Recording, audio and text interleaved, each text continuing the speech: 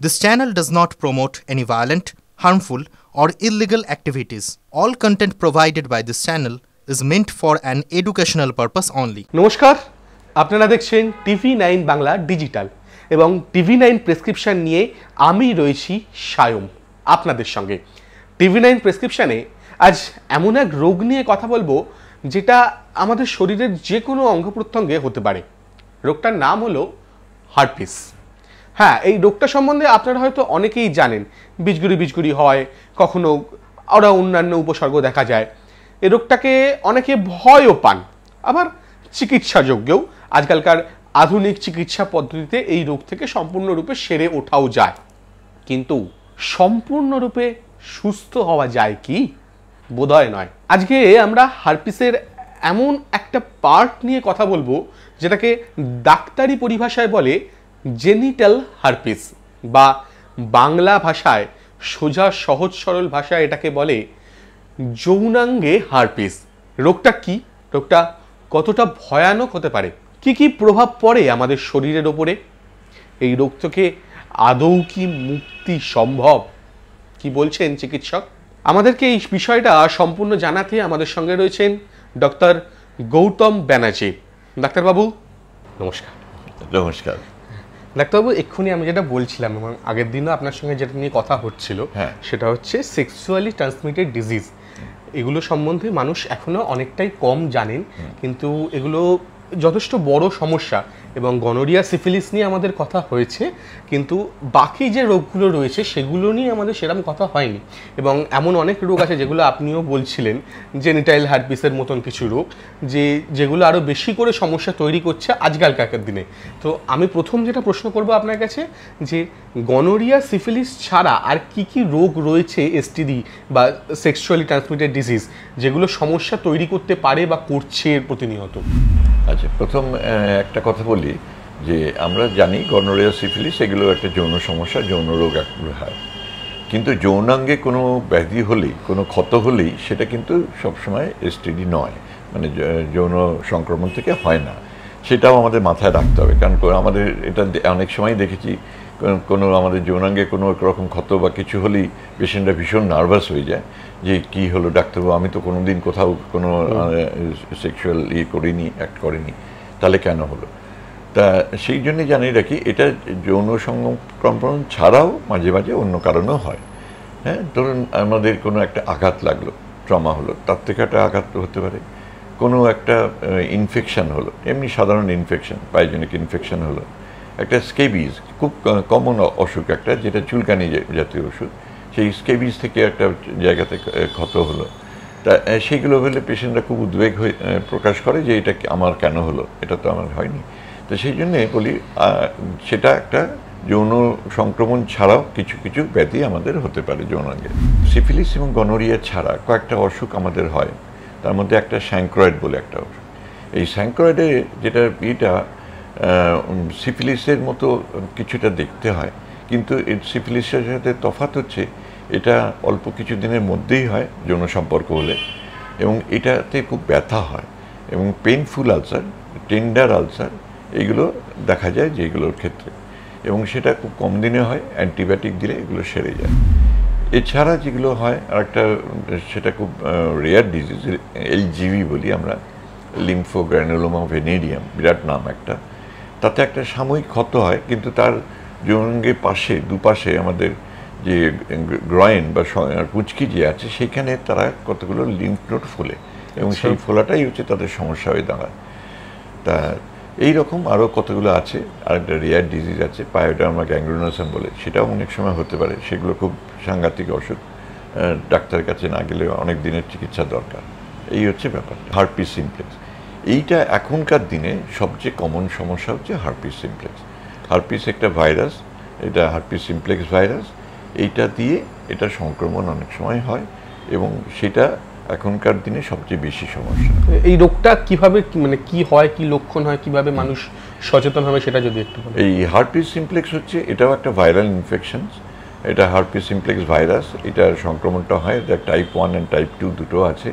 জ্বর হলো বা কিছু হলো, আমাদের বলি জ্বর ঠোঁটো, আমাদের ঠোঁটের দুপাশে আর এইসব জায়গায় তো ফুসকুড়ি ফুসকুড়ি হয়, সেটাও একটা হার্পিস সিমপ্লেক্স, কিন্তু এটাকে আমরা হার্পিস জেনিটালিস বলি, যেহেতু এটা জেনিটালসে হয়। তা এদের মধ্যে টাইপ 1 আর টাইপ 2টা বেশি হয় জেনিটালসে, টাইপ 1টা হয় মুখের দিকে। খুব ছোট্ট ছোট্ট ফুসকুড়ি হয় কামাচির মতো, এবং সামান্য পেন থাকে, তারপরে সেটা ফেটে গিয়ে আলসার হয়, এবং তারপরে সেটা কিছুদিনের মধ্যে আস্তে আস্তে করে আবার ভালোও হয়ে যায় কিছু ট্রিটমেন্ট না করলেও।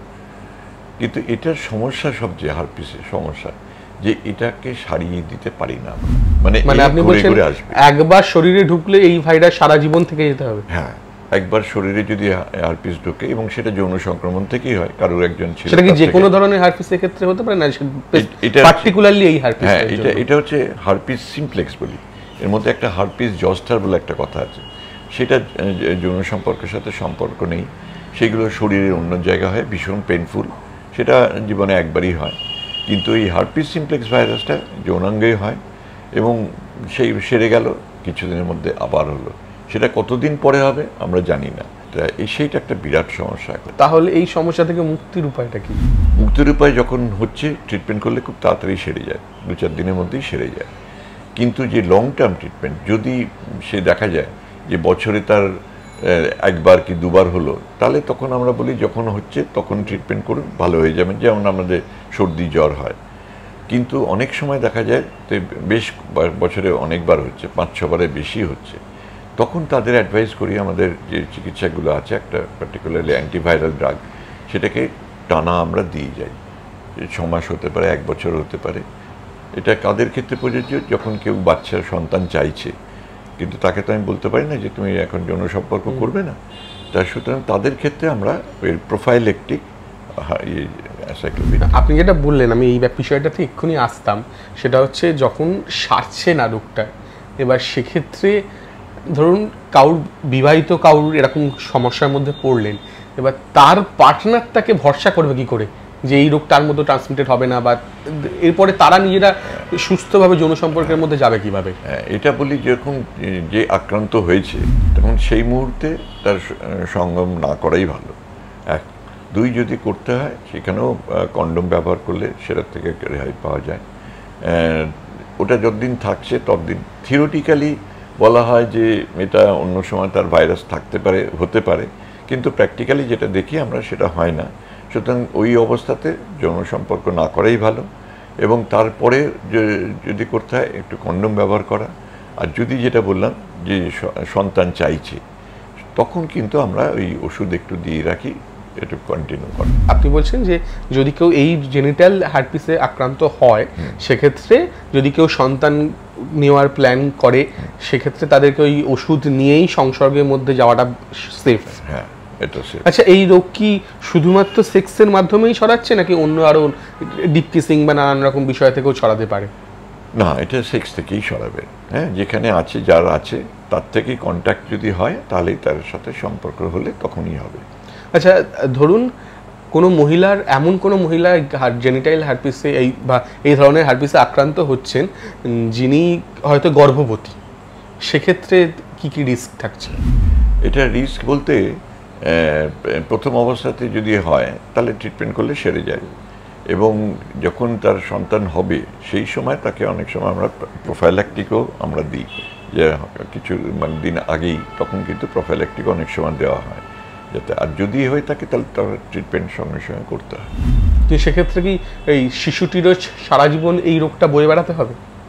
সারা জীবন না, সারা জীবন হয় না, যেহেতু আমরা সঙ্গে সঙ্গে তার চিকিৎসাটা করতে পারি, সেই জন্য করলে তার সেইখান থেকে ইউজুয়ালি শিশু সংক্রমণ হয় না। যদি হয় তখন তার ট্রিটমেন্টটা করতে হয়। আর যদি সংক্রমিত হয় সেক্ষেত্রে কি সারা জীবন? না, সারা জীবন সেই ক্ষেত্রে এগুলো শিশুদের ক্ষেত্রে সেই রকমভাবে আমরা বলি না। তখন যদি হয় সঙ্গে সঙ্গে চিকিৎসাটা করলে সেরে যায়, দেখা যায়, এবং তারপরে তাদের আর খুব একটা দেখা যাচ্ছে না। মানে জেনেটিক্যালি ট্রান্সমিশনে খুব একটা রিস্ক থাকছে না? না, সেইভাবে না। আচ্ছা, পুরুষদের ক্ষেত্রে বা মহিলাদের ক্ষেত্রে আলাদা কি কি লক্ষণ দেখা যায় বা ডিফারেন্স কি দেখা হয়? পুরুষদের ক্ষেত্রে মানে ইউজুয়ালি যৌনাঙ্গেতেই ওই ছোট ছোট প্রথমে কয়েকটা ফুসকুড়ির আকারে হলো, পেশেন্ট বললো একটু জ্বালা করছে বা একটু চুলকাচ্ছে, তারপরে দেখা গেল সেখানে একটা ছোট্ট ছোট্ট ক্ষত হলো, এবং সেটা খুব ক্ষুদ্র আকারে ছোট ছোট ক্ষত হলো, পরে সেটার থেকে আবার সেগুলো ফেটে গিয়ে একটু সাময়িক আলসার হতে পারে। এটাই মেয়েদের ক্ষেত্রে অনেক সময় এটা বোঝা যায় না, কারণ মেয়েদের সেটা সবসময় চোখে পড়ে না। তো আর যদি জ্বালা করা হয় বা যদি হয় তখন তারা নোটিস করে, আদারওয়াইজ অনেক সময় এটা আননোটিসডও থাকে, এবং সেই জন্যে তখন পরে যৌন সম্পর্ক হয় তার পুরুষ সঙ্গীরও এগুলো হওয়ার সম্ভাবনা থাকে। তাহলে এই যে বলছেন আননোটিস থেকে যায় বা উপসর্গহীন একটা রোগ, সেক্ষেত্রে মানুষ সচেতন হবে কিভাবে বা কি করা উচিত মানুষের? কি করা উচিত বলতে, এমনিতে যেগুলো আননোন পার্টনারের কাছে যদি সঙ্গম করা হয় তাহলে সবসময় সেটাই বলি আমরা, কন্ডোম ব্যবহার করুন। যদি আমাদের ফিক্সড পার্টনার থাকে তাদের আমরা সবসময় দেখতে পারবো, করতে পারবো, এবং সেই ক্ষেত্রে তার সমস্যাটা হওয়ার কথা না। আচ্ছা, এই যে হারপিস আটকানোর জন্য কি কোনো রকম ভ্যাকসিন বা কোনো রকম প্রতিরোধ ব্যবস্থা রয়েছে? না, হারপিস সিমপ্লেক্সে এখনো পর্যন্ত সেরকম কিছু নেই। সেরকম কিছু নেই না, ভ্যাকসিন করা যায় না। সাধারণ হারপিস অন্যান্য শরীরে অন্যান্য অঙ্গ-প্রত্যঙ্গে যেগুলো হয় তার সঙ্গে এই হারপিসের বেসিক ডিফারেন্সটা কি? ওই যে বললাম দুটো টাইপ আছে, টাইপ 1, টাইপ 2। টাইপ 1 ইউজুয়ালি দেখা যায় যে শরীরের ওই জ্বর হলো, সর্দি কাশি হলো, তার এখন এই ইউজুয়ালি দেখা যায় দুটো এখানে মুখের কাছে হলো, সেটা আবার নাকের সামনে হতে পারে, রেয়ারলি সেটা কানের সামনে হতে পারে। এগুলো মিউকোকিউটেনাস জাংশনসে ইউজুয়ালি ইনভলভ করে, খুব রেয়ারলি শুধু চামড়াতেও হয়, that is very rare, but usually যেটা দেখা যায় মিউকোকিউটেনাস জাংশনসগুলোতে এটা হচ্ছে। আচ্ছা, এই যে হারপিসটা হলো বা এরকম কোনো রকম হারপিসের কোনো রকম উপসর্গ দেখা গেল, তারপরে সেটাকে শনাক্ত করার জন্য কি কি পদ্ধতির মধ্যে দিয়ে যেতে হয়? তার থেকে একটা জ্যাঙ্ক টেস্ট বলা হয়, ওখান থেকে নিয়ে একটা স্লাইডে দিয়ে তার স্টেন করে আমরা দেখতে পাই, সেটা একটা করতে পারি। আর একটা হচ্ছে তার অ্যান্টিবডি কীরকম আছে, হ্যাঁ, তাদের এগেনস্টে আইজিজি আর আইজিএম দুটো অ্যান্টিবডি তৈরি হয়। এই ক্ষেত্রে আইজিজিটা তার যদি কোনো একবার সংক্রমণ হয়, যে আইজিজিটা বেশি থাকে, আর আইজিএমটা রিসেন্ট মানে এক্ষুনি হলো, তার ক্ষেত্রে আইজিএমটা একটু বেশি বাড়ে। আচ্ছা, এই যে রোগ, এটা তো একাধিকবার হতে পারে, তো সেক্ষেত্রে বেশিরভাগ ক্ষেত্রেই তাই হয়। বেশিরভাগ ক্ষেত্রেই তাই হয় বলছেন। আচ্ছা, সেক্ষেত্রে মানে প্রথমবারের থেকে দ্বিতীয়বারে আরো বেশি ভয়ানক বা এরকম কোনো রিস্ক থাকে? না, ইউজুয়ালি হারপিস সিমপ্লেক্স জিনিসটা একটা প্রাইমারি হয় আর একটা সেকেন্ডারি হয়। প্রাইমারিটা সবসময় একটু বেশি আকারে হয়, সেখানে একটু জ্বর একটু আসতে পারে, একটু বেশি জ্বালা যন্ত্রণা করতে পারে, একটু বেশি দিন থাকলেও হয়। পরে রেকারেন্স যেটা হয় সেগুলো খুব সামান্য আকারে হয়। আর একটা জিনিস সমস্যা যে কোনো ধরনের যৌন রোগের ক্ষেত্রেই, সেগুলো হলো যে মানুষ চিকিৎসা করাতে লজ্জা পান, কেউ সংকোচ বোধ করেন, সামাজিক ট্যাবু রয়েছে, এরকম নানান রকম সমস্যা থাকে। এবার এই ক্ষেত্রে কেউ ধরুন কোনো একটা রিজনে তারা এসে পৌঁছলেন না ডাক্তারের কাছে এবং চিকিৎসাই করালেন না, প্রাথমিক পর্যায়ে হোক বা দীর্ঘদিন ধরে এই রোগটার চিকিৎসা করালেন না, সেক্ষেত্রে এটা কতটা তার জন্য ভয়ানক হয়ে উঠতে পারে? হারপিস সিমপ্লেক্সের ক্ষেত্রে খুব ভয়ানক কিছু ইউজুয়ালি হয় না, কিন্তু যদি অনেক সময় হয় সেকেন্ডারি ইনফেকশন, মানে হারপিসটা হলো প্রাইমারি, তার উপরে আবার ব্যাকটেরিয়াল ইনফেকশন হতে পারে, তখন কিন্তু তার আরও সেই জায়গাটা ফুলে গেল, জ্বর এলো, এইসব অনেকগুলো। এই ব্যাকটেরিয়াল ইনফেকশন মানে কি হতে পারে? ব্যাকটেরিয়াল ইনফেকশন হচ্ছে আমাদের শরীরে ব্যাকটেরিয়া থাকে, হ্যাঁ, আমাদের চামড়াতে কিছু ব্যাকটেরিয়া থাকে, যতক্ষণ পর্যন্ত চামড়াটা ইনট্যাক্ট থাকে আমাদের শরীরে সেই ব্যাকটেরিয়াগুলো ভেতরে যায় না এবং তার ফলে কোনো ইনফেকশন হয় না। কিন্তু যদি কোনো চামড়াতে অ্যাব্রেশন হয়, তখন যে চামড়ার উপরে যে ব্যাকটেরিয়াগুলো থাকে সেই ব্যাকটেরিয়াগুলো তখন তার দ্বারা ইনফেকশন হতে পারে। যেমন আমাদের যেগুলো ফোড়া হচ্ছে, হ্যাঁ, এগুলো হচ্ছে ব্যাকটেরিয়াল ইনফেকশন। আচ্ছা, এই যে হারপিস হলো, কেউ আক্রান্ত হলো এবং জানতে পারলাম আমি হারপিস আক্রান্ত, বা জানতে পারলাম না, যাই হোক, তো সেক্ষেত্রে এটা কি সেই ব্যক্তির মানে সেই পুরুষ বা মহিলার যৌন জীবনের ক্ষেত্রে কোনো রকম এফেক্ট করতে পারে? ভীষণ এফেক্ট করে। কিভাবে? ভীষণ এফেক্ট করে এই কারণে তার একটা মুখে একটা প্রচণ্ড ভীতি তৈরি হয়, এবং সেই ভীতির জন্যে অনেক সময় সেক্সুয়াল পার্টনারের কাছে সে যেতে পারে না। এক, 2 নম্বর হচ্ছে তার সবসময় ভয় হয় আমার কখন হবে, তার ফলে তার স্বাভাবিক যে যৌন উত্তেজনা সেগুলো কমে যায়, সেই জন্য মানসিক এবং এটা খুব এফেক্ট করে। এবং পেশেন্ট আমাদের সবসময় জিজ্ঞেস করে, ডাক্তার এটা কি সারবে না? আমাদের বলতে বাধ্য হই যে না, এটাকে সারানো যায় না, কিন্তু ভালো রাখা যায়। তা সেইভাবে তাকে কাউন্সেলিং করতে হয়, নইলে এটা মানসিকভাবে পেশেন্ট খুব ভেঙে পড়ে। আর শারীরিকভাবে মানে যৌন ক্ষমতার উপর কোনো রকম কি? সেটা মানসিকভাবে সেটা এই মানসিক ওইটা হচ্ছে বলে তার একটা মানসিকের একটা অবসাদ আসে, একটা ইয়ে আসে, অনেক সময়তে কি বলবো অপরাধ বোধ আসে যে আমি এটা করেছি, আমার ভালো হচ্ছে না। সেই জন্য অনেক পেশেন্টে অনেক সময় বলে যে আমরা সুইসাইড করব, এরকম প্রবণতাও দেখা যায়। তো সেই ক্ষেত্রে ভালোভাবে কাউন্সেলিং করা উচিত যে হ্যাঁ এটা তোমার খুব খারাপ কিছু হবে না কখনো, কিন্তু সারিয়ে দিতে পারবো না, ভালো রাখতে পারবো, এবং সেটাই সে নর্মাল লাইফস্টাইল লিড করতে পারবে। এবং এটা কি শরীরে টেস্টোস্টেরন উৎপাদনের ক্ষেত্রে প্রভাব ফেলছে? না না, একেবারেই করে না, ফেলে না। আচ্ছা, আমি যেটা আগের দিনও বলছি, দর্শকদের কিছু প্রশ্ন থাকে আমাদের সব বিষয়গুলো নিয়ে, তো আমি আসছি। একজন প্রশ্ন করেছেন যে হারপিস হলে তাকে চিরজীবনের জন্য যৌন জীবনকে শেষ করে দেয়? একেবারেই না, একেবারেই না। যেহেতু যেটা বলছিলাম যে ওই হারপিসটা হলো, হারপিসটা বেশি দিন থাকে না, কিছুদিন থাকে, তারপরে যে চিকিৎসা না করলেও সেটা সেরে যায়। তাই সুতরাং সেই জন্য সে চিন্তা কিছু নেই, এবং সেটা প্রপারলি যদি ট্রিটমেন্ট করা হয় তাহলে আরও আগে সেরে যায়। আর তার সাথে যৌন ক্ষমতা লুপ্ত হয় না, পরিষ্কারভাবে বলছি। যেটা হয় সেটা হচ্ছে যে মানসিক চাপের জন্য। আচ্ছা, এমন কি কোনো বিষয় রয়েছে যে পুরুষদের তুলনায় মহিলাদের বেশি প্রভাবিত করছে, বা মহিলাদের তুলনায় পুরুষদের বেশি প্রভাবিত করে এই রোগ? এটা পুরুষদের বেশি দেখা যায়, আমরা তারাও আসে আমাদের কাছে বেশি। মহিলাদের ক্ষেত্রে হয়তো তারা গাইনোকোলজিস্টের কাছে যায় বেশি, কিন্তু তাদের সেইটা তারা বলতে পারবেন। আমাদের কাছে পুরুষরা বেশি আসে। বাট এর কোনো স্পেসিফিক রিজন রয়েছে বলে আপনার মনে হয়? একরকম পুরুষরা আমাদের কাছে বেশি স্বাভাবিক, মহিলারা বেশি লজ্জা করে ডাক্তারের কাছে আসতে এই বিষয়গুলোতে নিয়ে, সেটাই কারণ। আচ্ছা, আর একজন প্রশ্ন করেছেন, হারপিস হলে কি প্রস্রাবে জ্বালাভাব বা ব্যথা এরকম কোনো সমস্যা তৈরি হয়? এমনিতে হয় না, কিন্তু যখন ওই হারপিসের যে ক্ষতগুলো, সেটা যদি যেখানে আমাদের ইউরিন হচ্ছে সেই জায়গাটা যদি এফেক্ট করে তাহলে সেখানে জ্বালা করবে। সেক্ষেত্রে যদি আমাদের টয়লেট করতে অসুবিধা হয়, সেটা কি কোনোভাবে কিডনিতেও প্রভাব ফেলতে পারে? না, ঘুরিয়ে না, একেবারেই না। আচ্ছা, এই রোগ কি এইচআইভি বা এইডসের মতো মারাত্মক কিছুতে পরিণত হতে পারে? এটার থেকে কখনো হবে না। এটা যখন হয়ে আছে তখনও যদি কোনো আমার কারোর এইচআইভি রোগীর সাথে সংক্রমণ মানে সম্পর্ক হয় তাহলে হতে পারে। সেটা বলেছিলাম এইচআইভি আগের দিনে বলেছিলাম যে এইচআইভিগুলো হওয়ার ইয়েটা বেশি থাকে যদি কোনো ক্ষত থাকে, যদি তার কোনো মিউকোসাল কোনো ডিফেক্ট থাকে, তাহলে সংক্রমণটা একটু তাড়াতাড়ি হয়, সেইটাই তার এফেক্ট, আদারওয়াইজ কিছু না। আর একজন প্রশ্ন করেছেন, হারপিস থাকলে কি বিয়ে করা উচিত নয়? মানে এটা তাকে তার পার্টনারকে সাথে ভালো করে তার কাউন্সেলিং করতে হবে যে হ্যাঁ আমার একটা হয়েছে আগে, যেটা সবসময় একটা অ্যাক্সিডেন্টালি হতেই পারে। তা সেক্ষেত্রে সে যদি মেনে নেয় সেটাকে, সে যদি সেফ থাকে তাহলে তার সম্পর্ক ঠিক থাকবে। কিন্তু তারপরে যেটা সন্দেহ শুরু হয় যে তারা কোত্থেকে এলো, অনেক সময় স্ত্রীরা আসে, ডাক্তারবাবু আপনি বলুন তো এটা কীভাবে এলো। তো আমাদের খুব সমস্যায় পড়তে হয় যে সত্যিতে কথা বলতে গেলে তখন তো তাদের সম্পর্কটা নষ্ট হয়ে যায়। তাই সেই জন্য ওইভাবে একটু আমাদের ঘুরিয়ে ফিরে আমরা বলি। আচ্ছা, আপনি যেহেতু দীর্ঘদিন ধরেই পেশার সঙ্গে যুক্ত, তো নানান রকম পেশেন্ট দেখেছেন, তো এই রোগ নিয়ে রোগীদের মধ্যে কী ধরনের সমস্যা আপনারা ফেস করেন চিকিৎসা করতে গিয়ে?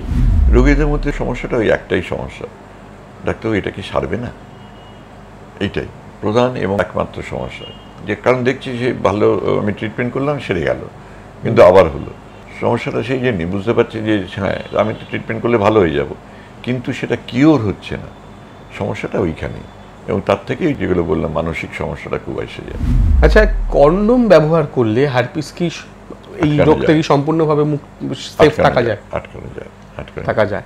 অনেক ধন্যবাদ ডাক্তারবাবু, এই প্রশ্নগুলি করার ছিল। নমস্কার। নমস্কার।